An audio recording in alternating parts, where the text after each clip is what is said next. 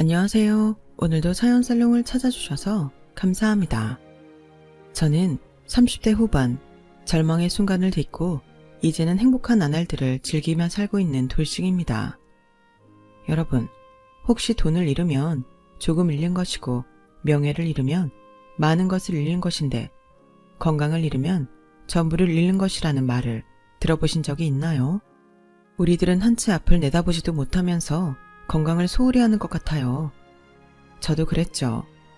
그래서 제가 암 판정을 받던 그날의 그 기분을 평생 잊을 수 없어요. 솔직히 제가 살면서 암에 걸릴 거라는 건 꿈에도 상상하지 못했거든요. 정말 남의 일이라고 생각했어요. 그래서 더 힘들고 받아들이기 힘들었는데 앞에 잠깐 말했듯 건강을 잃으니 저는 전부를 잃어가고 있더군요. 남편까지도요.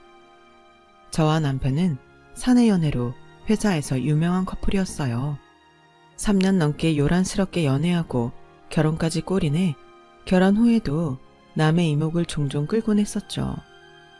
그리고 제가 아무런 자각 증상도 못 느낄 때 직장인이라면 매년 받는 건강검진으로 저는 제 안에 자리한 암이라는 놈을 마주하게 됐는데 이런 일이 있을 거라고는 꿈에도 모른 채 남편과 하하호호하며 건강검진 끝나면 맛있는 거 먹자고 철없는 약속을 했던 저였네요. 저도 남편도 건강검진을 합법적으로 얻은 휴가쯤으로 생각했거든요. 그래서 내시경 한다고 식단 조절하고 약 먹는다고 고생했어도 그쯤은 별일 아니라는 듯 넘겼는데 제가 내시경 검사를 끝내고 정신을 차리니 의사 선생님이 심각한 얼굴로 큰 병원에 가봐야 할 것 같다고 하셨어요. 위에 종양이 있어서 일단은 제거하고 조직검사에 들어갈 건데 개수도 많고 모양도 나쁜 게 아무래도 대학병원에 가셔서 정밀 검사를 해보시는 게 좋을 것 같습니다. 검사 결과 나오는 대로 소견서 써드릴게요. 네? 선생님, 그게 무슨 말씀이세요? 제가 암일 수도 있다는 건가요? 아직 단정 지을 수는 없지만 악성일 가능성이 있어 보여서 말씀드리는 거예요. 일단 조직 검사 결과 기다렸다가 다시 얘기하죠. 정말 그때는 하늘이 무너지는 기분이었어요. 위염이 있고 소화가 잘 되지 않는 편이긴 했지만 암이라니 정말 생각도 못한 말이었거든요. 그리고 충격받은 건 제 검사 결과를 들은 남편도 마찬가지였는데요. 자기야, 나 암이면 어떡해? 아니야. 에이 설마. 자기 이렇게 멀쩡한데 뭔가 착오가 있었겠지. 아직 확실한 거 아니니까 조직검사 결과 나올 때까지 침착하게 기다리자. 너무 걱정하지 마. 아닐 거야. 그렇겠지? 근데 자기야, 나 너무 무서워. 저는 그날 하루 종일 남편의 품에 안겨 엉엉 울었어요. 너무 무섭고 아직 젊은데 그런 병에 걸렸다고 생각하니 남은 인생이 캄캄해 보였거든요. 저는 그때 당시 결혼한 지 6년 차에 접어들었고 2년 전부터 임신을 하기 위해 본격적인 노력을 기울이고 있던 때였어요. 그래서 그때는 나름 건강관리를 한다고 했을 때라 그 충격이 더 컸었고 조직 검사 결과가 나오기까지 저는 지옥에 떨어진 기분이었어요. 그 사이 남편은 인터넷을 뒤져가며 위암 초기부터 말까지 무슨 논문이라도 쓰는 사람처럼 공부를 참 열심히 했는데 그러면서 저한테 너무 절망할 필요 없다며 저는 만약 암이어도 초기일 거라며 초기엔 수술받고 관리만 잘하면 괜찮다고 저를 위로해 주더군요. 그때는 남편이 참 고맙고 든든했어요. 이런 절망의 순간에 남편이 있어 그나마 다행이라고 생각했어요. 그리고 참 신기했던 것 중에 하나가 남편은 제가 암에 걸렸을 수도 있다는 것을 알고도 참 덤덤했다는 거였는데 그때는 저도 제정신이 아니라서 남편의 그런 점도 의지가 됐었죠. 그리고 일주일 뒤 조직검사 결과가 나왔고 그렇게 간절히 빌었건만 악성이라며 병원에서 써준 소견서를 가지고 더 큰 대학병원을 찾았어요. 그리고 떨리는 마음으로 병원에서 하라는 검사는 전부 다 했는데 기적은 일어나지 않았어요. 아니 기적은커녕 저는 더욱 절망에 빠지게 되었죠. 검사 결과상 말기입니다. 내일 오전에 전이 검사를 해봐야 할 것 같으니 오늘 당장 병실 유무 확인하시고 입원하시죠. 전이 검사 결과가 나와야 수술할 건지 항암을 할 건지 치료 방향을 결정할 수 있습니다. 환자분이 젊으셔서 최대한 빨리 진행하셔야 해요. 암이라는 게 젊으면 젊을수록 진행 속도가 빠르거든요. 게다가 악성이라서. 선생님, 말도 안 돼요. 말기라뇨. 저 이렇게 아픈 곳이 없는데. 환자마다 조금씩 다를 수 있습니다. 게다가 환자분은 지속적으로 위험을 알아오셨잖아요. 소화불량도 심하시고 가끔 복통도 있으셨을 텐데 아마 대수롭지 않게 넘어가시고 하셨을 거예요.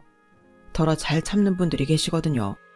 저는 아무리 잘 참아도 어떻게 암을 참을 수 있냐며 의사 선생님께 울면서 말했어요.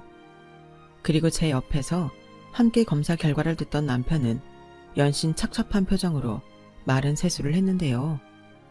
저는 곧장 남는 병실에 있어 입원을 했고 남편은 제 짐을 가지러 집에 갔어요. 그리고 저는 떨리는 목소리로 회사에 전화해 휴가계를 냈는데 남편이 그 사이 양가에 제가 암에 걸린 사실을 알렸는지 친정엄마가 전화를 하셨더군요. 지혜야, 방금 조서방한테 전화가 왔는데 아니지? 아니지? 아니, 네가 어떻게 암일 수 있어? 엄마 나 어떡해? 나 너무 무서워. 지금 당장 네 아빠랑 병원으로 갈 거야. 내 새끼 조금만 기다려. 엄마 금방 갈게. 전화상이었지만 친정엄마는 반쯤 혼이 나가 있으셨어요. 그래서 서울과는 2시간 남짓한 거리에 사시는 부모님이 안전하게 잘 오실 수 있을까 걱정이 되었는데요. 그 사이 남편이 무슨 짐을 그렇게 많이 쌌는지 28인치 저희 부부가 장기간 출장 갈 때 들고 가는 캐리어에 제 물건을 담아왔더군요. 자기야, 뭘 이렇게 많이 가져왔어? 그게 언제 퇴원할 수 있을지도 모르고 뭐가 필요한지 모르니까 괜히 이것저것 없다고 왔다 갔다 하는 것도 그렇고 그래서 그냥 전부 다 쓸어왔어. 이것저것 많아도 필요할 때 없는 것보다 낫잖아. 아마 그때부터였던 것 같아요. 이상하게 남편이 멀게만 느껴지더라고요. 그리고 남편이 온 지 얼마 되지 않아 시어머님이 병실 문을 벌컥 열면서 들어오셨는데요.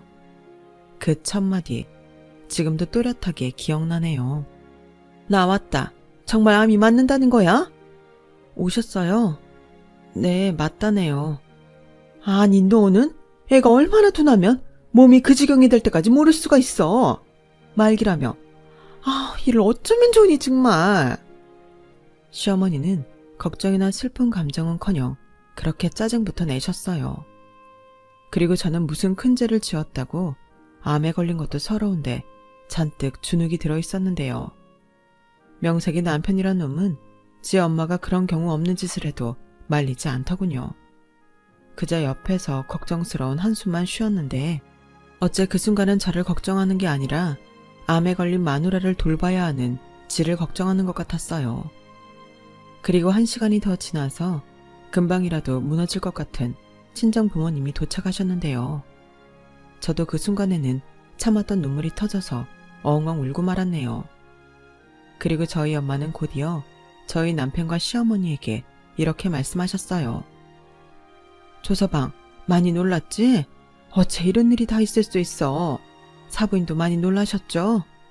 저는 지금도 믿기지가 않아요. 우리 아이 이제 고작 30 초반인데. 그러게 말입니다. 건강관리를 도대체 어떻게 했길래 암에 걸려요? 아직 애도 없는데. 그리고 우리 아들은 뭔 죄입니까? 네? 그렇잖아요. 우리 아들도 한창인데 마누라가 덜컥 암에 걸렸으니 돈은 돈대로 깨지고 수발은 또 누가 드냐고요? 그 순간 저와 친정 부모님은 너무 놀라서 아무 말도 하지 못했어요. 그렇잖아요. 암에 걸린 며느리 앞에서 자기 아들만 걱정하며 짜증을 내는데 저희가 놀라지 않을 수가 없었죠. 게다가 저는 평상시 시어머니와 별 문제도 없었어요. 성격이 좀 드세고 솔직한 편이긴 했지만 시아버님이 돌아가시고 억척스럽게 살다 보니 저렇게 되셨구나. 이해하고 넘기니까 상처받을 일도 없었어요. 그리고 시어머니는 나름 배운 사람이라고 자부하며 동네에서 보습학원을 운영하고 계셨는데요. 자식이라고는 저희 남편 하나라 딸이 없어 그런지 무뚝뚝한 성격 때문에 학원 애들이 원장 선생님을 그렇게 무서워한다고 하더군요. 그때 그 말을 듣고 저는 재밌다고 웃었어요. 그리고 사람 성격이 타고나는 건데 어쩌겠나 생각했는데요. 제가 너무 관대했나요? 세상에 이런 큰 병에 걸린 며느리와 사돈 앞에서 이 무슨 경우 없는 짓이냔 말이죠. 그런데 시어머니의 짜증과 신경질은 거기서 끝이 나지 않았어요. 너도 참 마음에 안 든다. 내가 여태 너 임신 못하는 걸로 뭐라고 한 적 있니? 속에서 부글부글거려도 꾹 참고 기다렸는데 뭐? 암? 그것도 말기? 나 참 기가 막혀서 암에 걸릴 거라면 애라도 하나 낳고 걸리든가 아니면 아예 내 아들이랑 결혼을 하지 말든가 했어야지. 사돈, 혹시 집안에 암에 관련된 가족력 있는 거 아니세요? 이러면 사기 결혼인데? 뭐라고요? 지금 말씀 다 하셨어요. 아무리 자기 자식 일이 아니라고 해도 어떻게 그런 말을 할 수가 있어요. 그렇게 안 봤는데 사돈 진짜 너무하시네요. 제정신이세요. 저희 집안 그런 가족력 없습니다. 저는 지금 하늘이 무너지고 땅이 꺼졌는데 사돈은 사돈 아들이랑 손주 생각밖에는 안 하시는군요. 당연하죠. 쟤들 결혼한 지 5년 넘었잖아요.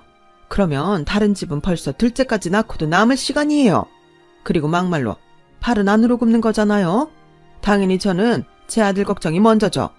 남들 다 드는 아빠 소리 한번 못 듣고 돈 벌어서 병원비로 갖다 바치고 제 병수발이나 들게 생겼는데 사돈께서도 지금 충격받고 앞으로 이 모든 걸 감당해야 할 우리 아들 걱정 안 하시잖아요. 그냥 자기 딸 암에 걸려서 어떡하냐고 어버버만 하시지. 저는 이 모든 걸 감당해야 할 제 새끼가 더 안쓰럽습니다. 이보세요 사돈. 아무리 속마음이 그러신다고 한들 그래도 이건 아니죠. 저희 딸이 암에 걸리고 싶어서 걸린 것도 아닌데 여기 오셔서 이렇게까지 하시면 저희한테 얼마나 상처가 되겠습니까? 아실 만한 분이 도대체 왜 이러세요? 왜 그러냐뇨. 이미 말 다 했잖아요. 그리고 저는 사돈들한테도 화가 나요. 도대체 애를 어떻게 키웠길래 암에 걸리게 합니까? 뭐 하나 마음에 드는 구석이 없어요.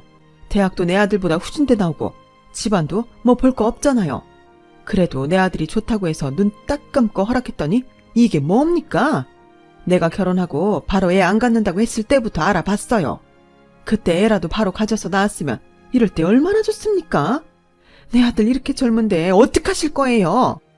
시어머니는 노발대발 소리를 질러가며 자기가 제일 억울한 사람처럼 말했어요.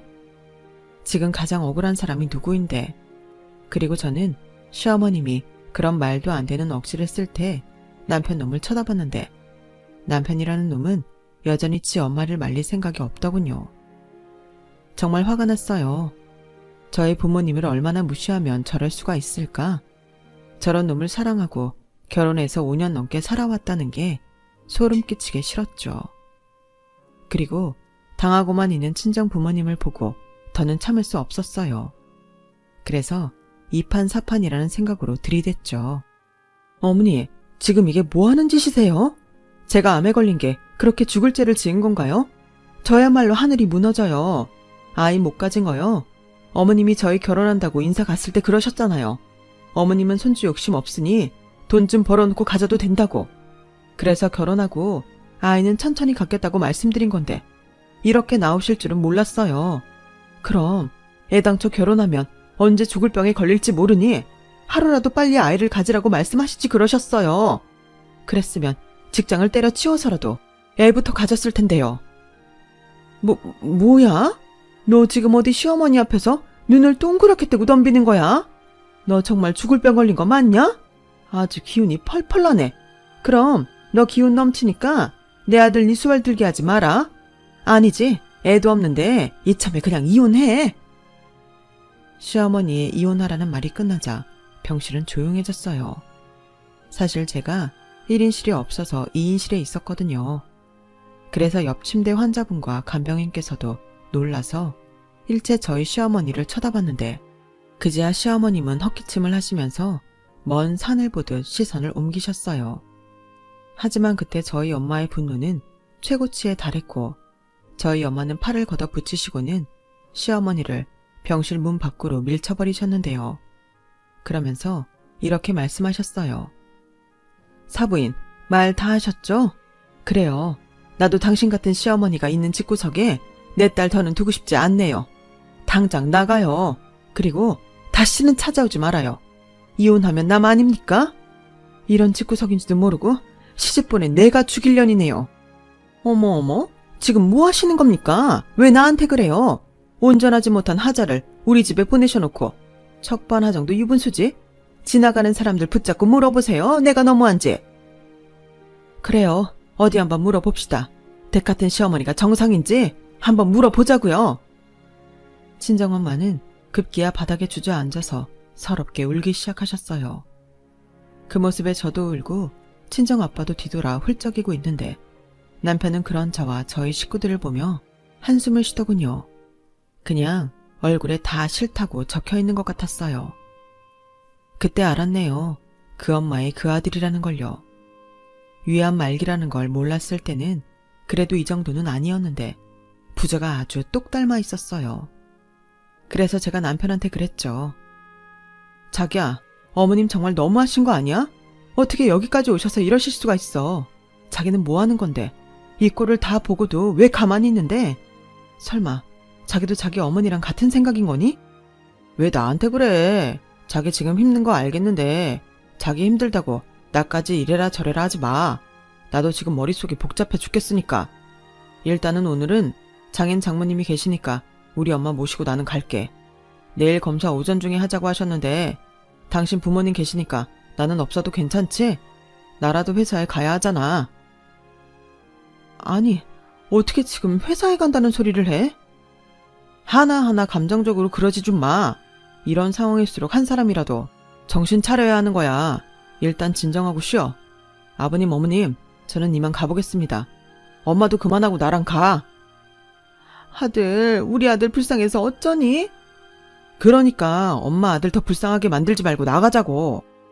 남편은 그렇게 말하고 시어머님과 함께 병실을 나갔어요. 남편이 나가는데 참 서럽더라고요. 저런 것도 남편인가? 마치 병에 걸렸다고 버려지는 기분까지 들었어요. 그러자 옆에서 잠자코 있던 환자분이 이렇게 말하시더군요. 어쩌다 저런 놈을 남편이라고 데리고 살았어. 딱 보니까 마누라 암 걸렸다고 등 돌리는 거네. 저 시엠이라는 년도 보통이 아니야. 원래 병간호하는 마누라는 있어도 마누라 병간호하는 남편은 없수다.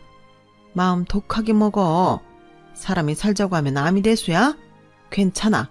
나도 작년에 말기라고 해서 들어왔는데 봐봐. 아직 살고 있잖아.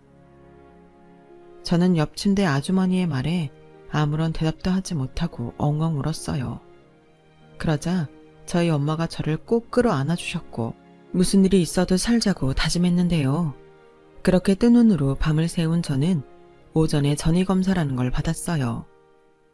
천만다행으로 검사 결과상 다른 곳에 전이된 암세포는 없었고 개복수술로 암을 일단 제거하자고 담당 의사 선생님이 말씀하셨고 병원에서는 최대한 빠를 날짜를 잡아주셔서 일주일 만에 수술을 받게 되었어요. 얼마나 떨리던지 살면서 수술이라는 건 처음 받는 거였는데 혹시 못 깨어나는 건 아닐까? 덜컥 겁부터 나더군요. 그리고 내가 스스로 암 환자라고 생각하니 그제야 작은 통증도 다 느껴지는 듯 온몸이 하루 종일 아팠어요. 그렇게 저는 개복수술을 받았죠. 정신이 들었을 때는 회복실을 거쳐 병실로 돌아온 후였는데 그 뒤 담당 의사 선생님께 반가운 소리를 듣게 되었어요. 생각보다 암세포 위치가 좋았어요. 그 중에 가장 큰 거는 검사 결과 악성이 아니었고요. 작은 몇몇 개가 악성이었는데 모두 다 제거를 해서 일단은 안심하셔도 됩니다. 수술 아주 잘 됐어요. 물론 예후를 좀 더 지켜봐야 하지만 아주 이례적인 일입니다. 그래도 조기에 발견해서 다행이에요. 그럼 저 살 수 있는 거예요? 말기로 알고 있었는데. 아, 그건 죄송해요. 제 실수입니다. 제가 그때 다른 분께 해드릴 설명을 잘못 드렸어요. 정말 죄송해요. 제가 성함이랑 다 확인을 했는데도 그날 유독 정신이 없었네요. 걱정 많이 하셨죠? 분명 화가 나야 하는데 저는 눈물이 났어요. 다시 태어난 기분이라는 게 딱 그런 것 같더라고요. 그래서 화는커녕 감사하다고 몇 번이고 고개를 숙였는데 저희 부모님도 저랑 똑같았는지 우시면서 연신 허리를 숙이셨죠. 그리고 저는 수술 뒤 회복하기 위해 갖은 노력을 다했어요. 밥도 잘 먹고 약도 잘 먹고 병원에서 시키는 건 뭐든 다 했죠. 그리고 남편과 시어머니한테 복수할 생각밖에는 없었는데요. 남편 놈은 그렇게 가고 찾아오기는커녕 전화 한 통도 없더군요. 아니 어떻게 자기 와이프가 암으로 입원해 있는데 이럴 수가 있냐고요. 한 사람이라도 정신 차려야 한다고 하더니 정신을 차린 게 아니라 제정신이 아닌 것 같았어요. 저도 그런 남편 놈 따위 미련이 없었죠. 시어머니 말대로 저희 사이에 아이가 있는 것도 아닌데 그런 수모를 겪어도 그 인간이랑 부부로 살면 그건 제가 등신 머저리라고 생각했어요. 저희 친정 부모님도 마찬가지셨죠. 어찌나 일을 바득바득 하셨는지 나중에 퇴원 후에도 집이 아닌 친정에 가자고 하실 정도였어요. 아니 어떻게 남편이라는 놈이 이럴 수 있냐? 지 마누라 그렇게 큰 수술을 하는데 어떻게 코빼기도 안 비칠 수 있어? 너 그런 놈이랑 다시 살 생각 추호도 하지 마. 그런 것들은 지들이 똑같이 당해보지 않고서는 모른다. 아, 이런 짐승만도 못한 것들인 줄도 모르고 때 되면 감자 보내줘, 김장해서 보내줘. 내가 미친년이다. 엄마, 진정해. 나도 오만정 다 떨어졌어. 나 이혼할 거야. 그래, 시원하게 해. 너 아픈 거 하늘에서 그것들 감면 벗겨주려고 그랬나 보다. 다시 건강해지고 그것들보다 훨씬 행복하게 잘 살아. 그러면 돼. 알겠어. 엄마 미안해. 내가 사람을 잘못 봤어. 됐어. 왜 네가 미안해? 그 연놈이 죽일 것들이지. 지혜야, 이번에 엄마가 깨달은 게 있어. 사람은 원래 다 이런 일 저런 일 있기 마련이야. 아플 수도 있지. 그런데 그럴 때일수록 내 사람인지 아닌지가 드러난다. 네가 제일 아플 때 너한테 등 돌린 그것들은 천하의 나쁜 놈이야. 엄마가 상견례 때 그 옆에 내 재수없게 굴 때부터 알아봤어야 했는데. 두고 봐. 내 새끼 눈에 눈물 나게 했으니 그것들 피눈물 나는 날 올 거니까. 친정 엄마는 상처가 크셨는지 말을 멈추지 않았어요. 그리고 저도 건강과 상관없이 그 인간이랑은 이혼해야겠다고 마음을 굳혔는데요. 제가 병원에서 퇴원 날짜를 받았을 즈음 그 빌어먹을 인간은 그제야 저한테 연락을 했어요. 나야, 그동안 회사 일이 너무 바빠서 도통 연락을 못했어. 몸은 좀 어때? 많이 아파? 많이 아파. 그리고 나 내일 모레 퇴원해. 엄마 아빠 집으로 가려고. 아, 그래. 가망이 없는 거구나. 알겠어. 장현장모님 계시니까 내가 안 가도 괜찮지? 그럼 괜찮고 말고 수술도 남편 없이 혼자 받았는데 그까지 퇴원은 껌이지. 자기는 신경 쓰지 마. 내가 알아서 할게. 왜 이렇게 뾰족뾰족해? 자기 서운한 건 알겠는데 나도 어쩔 수 없다고. 아픈 사람한테 이런 말하는 게 좀 그렇긴 하지만 제발 이성적으로 생각해. 이성? 이성 좋아하네. 됐어, 끊어. 저는 목구멍까지 이혼 얘기가 올라왔지만 끝까지 참았어요. 그리고 퇴원 후 제 짐을 집에서 가져가기 위해 잠시 집에 들렀는데 어이없게도 남편놈 짐이 하나도 없더군요. 그리고 식탁 위에는 남편 도장까지 다 찍혀있는 이혼 서류가 덩그러니 놓여 있었는데요. 그걸 보는데 손이 얼마나 부들부들 떨리는지 저는 곧장 남편놈한테 전화를 걸었어요. 나야, 이혼 서류 이거 뭐야? 그렇게 됐어. 나는 솔직히 이혼까지는 하고 싶지 않은데 엄마가 하도 성화를 부리셔서. 알잖아, 우리 엄마 성격. 그리고 내가 이혼 안 한다고 버티면 결국 그거 다 자기한테 갈 텐데 아픈 사람 더 힘들게 하고 싶지 않아서 나도 힘들게 결정했어. 너도 참, 개소리도 참 정성스럽게 한다. 바로 짐 뺀 거 보니까 이미 마음은 굳힌 거네. 알겠어, 이혼해. 저는 그렇게 남편과 합의 이혼을 하기로 했어요. 이미 좋은 마음은 없었고 칼같이 반으로 정확하게 재산 분할하는 남편 놈을 보며 저도 칼같이 미련을 버렸어요. 그러자 제 친구들은 너무 어이없다며 자기들이 더 화가 나서는 저한테 그러지 말고 위자료라도 받게 소송하라고 저를 설득했는데 저는 그러기도 싫더라고요. 수술이 아무리 잘 됐다고 해도 그런데 쫓아다니며 스트레스 받고 싶지 않았거든요. 그래서 이혼 서류 서로 주고받고 나눌 거 나누고 저와 남편 놈은 조정 기간이 끝나 법원에서 오랜만에 얼굴을 봤어요. 그 사이 저는 잘 먹고 잘 쉬고 병원도 잘 다니고 있어서 모르는 사람이 보면 절대 암에 걸린 사람처럼 보이지 않았는데 그래서인지 남편 놈도 제 혈색을 보고 좀 의아해하더군요. 생각보다 몸이 괜찮네. 병원은 잘 다니고 있어? 하안 같은 거 해야 하는 거 아니야? 왜? 내가 다 죽은 모습으로 나타날 줄 알았는데 아니라서 놀랐어? 아니, 그런 게 아니고 나는 걱정했지. 아파서 움직이기 힘들까봐. 왜 말을 그렇게 하냐? 나도 마음이 좋지 않아. 나라고 자기랑 이렇게 헤어지고 싶겠어? 나도 어려운 결정한 거야. 솔직히 자기 암 말기라고 했을 때는 진짜 자신 없더라.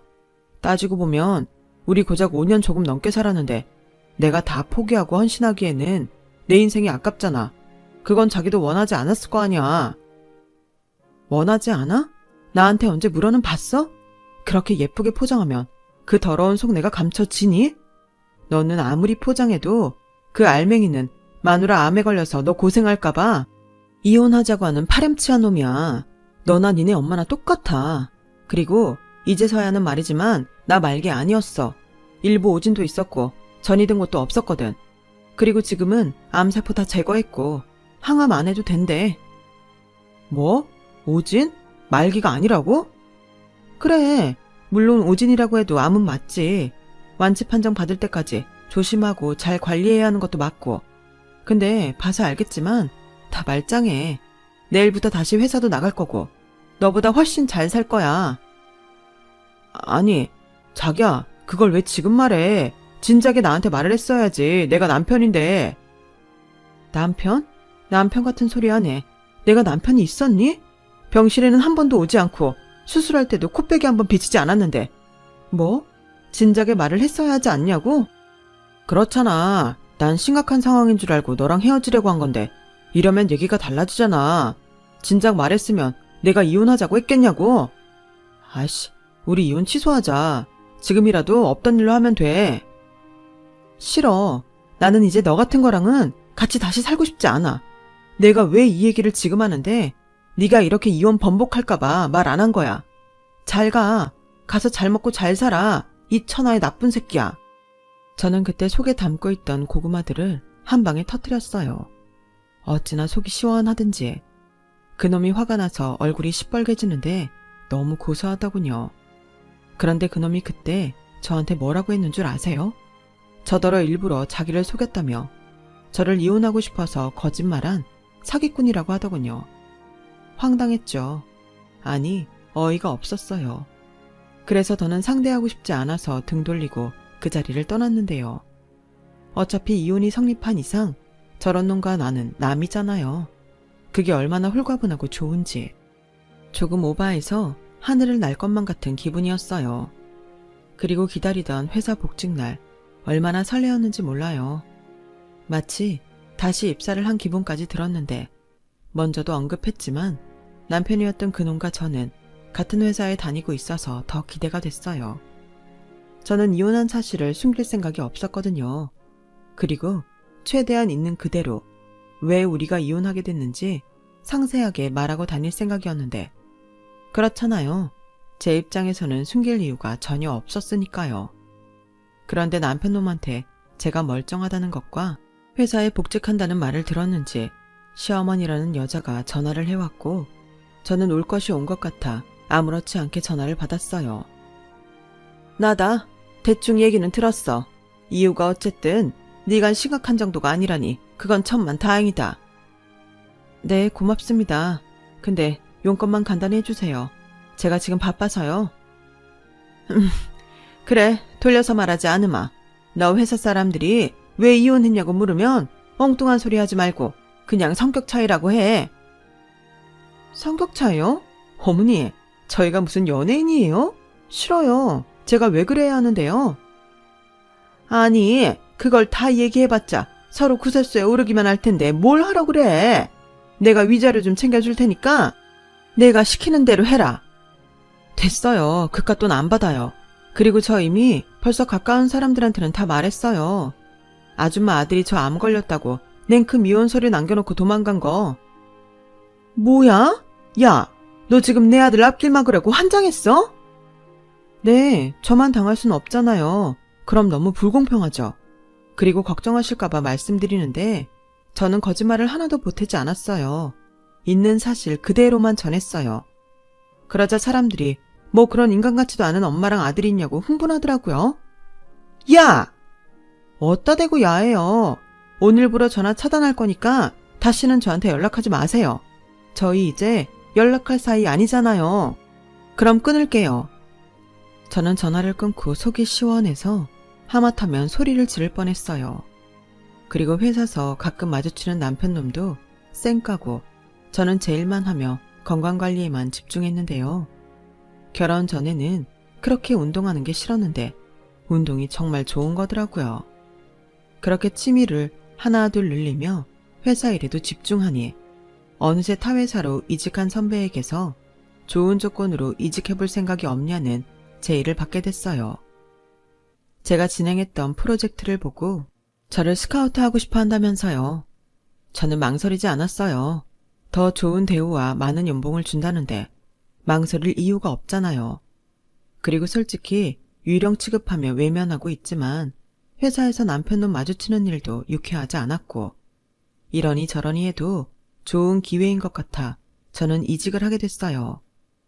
그리고 거기서도 건강관리 잘하며 일과 취미생활을 이어나가니 본인은 아니지만 저 좋다고 쫓아다니는 남자도 생기더라고요. 그래서 중간중간 연애도 하며 저는 제 입으로 말하긴 좀 부끄럽지만 승승장구했어요. 한번 결혼에 대어서 결혼은 하고 싶지 않았지만 제 가치를 알아주고 저한테 잘해주려는 사람들이 많으니 저절로 자존감이 올라가더라고요. 그렇게 4년 넘게 저는 일과 연애 그리고 취미까지 남들 보기에 다 가진 여자가 되었는데요. 어느 날 불쑥 다시는 연락하지 말라고 했던 망할 전 남편의 엄마인 전 시어머니가 연락을 해오셨어요. 처음에 모르는 번호라 받았지만 전 시어머니라는 사실을 안 순간 전화를 끊어버렸죠. 그런데 끈질기게도 그 여자는 저한테 전화를 해왔고 아무리 차단하고 또 차단해도 끈질기게 걸려오는 모르는 번호에 저는 짜증이 나서 전화를 받아버렸어요. 도대체 왜 그러세요? 제가 연락하지 말라고 했죠? 야, 니년 때문에 우리 모자 인생 망쳤어. 이게 다 너 때문인데 내가 어떻게 너한테 연락을 안 하니? 너 내 아들 어쩔 거야? 책임져, 책임지라고. 왜 이러세요? 제가 왜 아줌마 아들을 책임져요? 병 걸린 저 책임지기 싫다고 저한테 이혼하자고 한 게 누군데요? 야, 말은 바로 해야지. 너 말기 아니었잖아. 그래놓고 사람들한테는 전부 다 소문나게 만들어놓고 너 때문에 내 아들이 무슨 꼴을 당했는지 알아? 회사에 소문이 일파만파 다 퍼져서 인사고 나발이고 바닥을 쳤어. 그러니 선자리도 꽉 막히고 4년 동안 여자 구경도 못했단 말이야. 그래서요. 그것도 제 책임이에요? 그때 말씀드렸잖아요. 저는 거짓말한 건 없다고. 왜? 그때는 그렇게 당당하게 자기 아들이 더 불쌍하다고 큰소리치더니 이제는 그게 부끄러우세요? 제가 소문낸 게 그렇게 불만이시냐고요. 저는 저도 모르게 흥분해서 큰소리를 내고 말았어요. 그러자 부서 사람들이 일제히 저를 쳐다봤고 핸드폰 너머에서는 급기야 엉엉 우는 시어머니 울음소리가 들렸는데요. 그리고는 애원하듯 이렇게 말씀하셨어요. 지혜야, 내가 잘못했다. 네가 우리 아들 좀 살려줘. 너 우리 아들 많이 사랑했잖아. 우리 아들이 지금 많이 안 좋아. 3달 전에 사고가 나서 지금 하반신 마비다. 잘한다는 병원 다 찾아다녔는데 가망이 없대. 네가 그렇게 우리 아들 세상 제일 나쁜 놈 안 만들었으면 지금쯤 선도 보고 결혼도 해서 남들처럼 살 텐데 너 때문이야. 이게 다 너 때문이라고. 병 간호해줄 마누라도 없는데 우리 아들 불쌍하지도 않냐? 너 그러지 말고 다시 혼인신고하고 내 아들 병수발 좀 들어. 나는 디스크에 혈압에 힘들어서 못해. 내가 말은 못했지만 우리 아들이 너 그리워서 많이 힘들어했다. 그래도 니네 둘이 같이 산 세월이 있잖아. 내 마지막 부탁이야. 응? 제발. 너무 어이가 없었어요. 물론 놀라기도 많이 놀랐죠. 정말 꿈에도 생각하지 못했거든요. 그렇다고 어떻게 저한테 자기 대신 자기 아들 병수발을 들라고 할 수 있나요? 저는 그 말에 너무 화가 났어요. 아줌마 진짜 나쁜 사람이네요. 저 암 걸렸을 때는 자기 아들 병수발 못 든다고 이혼하라고 하더니 이제는 이혼한 저한테 아줌마 아들 병수발 들게 혼인신고를 하라고요? 아줌마 미쳤어요? 싫어요. 제가 왜요? 저도 아줌마 아들 병수발 들기 싫어요. 그럼 남편도 없는 늙은 내가 다 큰 아들 병수발 들라고? 너 진짜 너무한 거 아니냐? 제가요? 지나가는 사람 아무나 붙잡고 물어보세요. 제가 너무한 건지. 이런 걸 두고 받은 대로 돌려주는 거라고 하죠? 어떠세요? 기분 더럽죠? 그러게 왜 그러셨어요? 사람 일 아무도 모르는 건데. 아줌마 벌 받은 거예요. 아줌마 아들은 절대 아플 일 없다고 생각했죠? 그때 저한테 그러지 않으셨으면 이런 일도 없었을 텐데. 아줌마 아들 인생 망친 건 제가 아니라 아줌마예요. 뭐야? 야, 너 말 다 했어? 네, 다 했어요. 그러니까 아줌마 아들 남한테 떠넘기지 마시고 혼자 병수발 열심히 드세요. 너 희년 망할 거? 네가 그러고도 잘 살 줄 알아? 네, 저는 아주 잘 살 거예요. 그러니까 경찰에 신고하기 전에 다시는 전화하지 마세요. 아셨어요? 저는 소리를 버럭 지르고 전화를 끊어버렸어요. 이미 이직한 회사에도 제 이혼에 대해 아는 사람들이 덜어 있던 터라 제가 전화를 끊으니 박수가 터져 나오더군요. 박수 받을 일은 아니었지만 어쨌든 속은 후련했어요. 본의 아니게 제대로 복수한 기분이 들었거든요. 그리고 먼저 회사에 아는 지인에게 전화해서 남편이었던 그놈의 상태에 대해 물어봤는데 시어머니 말처럼 가망이 없어 남편은 퇴사를 했다고 하더군요. 솔직히 그때는 무슨 마음이었는지 씁쓸하기도 했어요. 저야 암이라고는 하나 이렇게 정상적으로 하고 싶은 거 다 하고 사는데 전 남편은 자기 마음대로 움직이지도 못하고 망가지 자신의 모습에 비관하고 있을 테니까요. 그러게 그때 다른 선택을 했으면 얼마나 좋았을까요? 그렇게 시어머니와 전 남편은 당장의 이기심으로 던져진 부메랑에 더 큰 불행을 때려 맞았어요. 그러고 보니 세상은 참 공평한 것 같네요. 좋은 일을 하면 행운과 행복이 되돌아오지만 나쁜 짓을 하면 불운과 불행이 되돌아오잖아요. 그래서 저는 그 일을 본보기 삼아 매일매일 저금하듯 좋은 일을 하려고 노력하며 살고 있어요. 그런데 어째 좋은 일을 하고 나면 기분이 좋아지는 게 벌써부터 그 효과가 나타나는 것 같더라고요. 여러분들도 작은 실천이라도 한번 해보시면 어떨까요? 이 좋은 기분 여러분과 공유하고 싶습니다.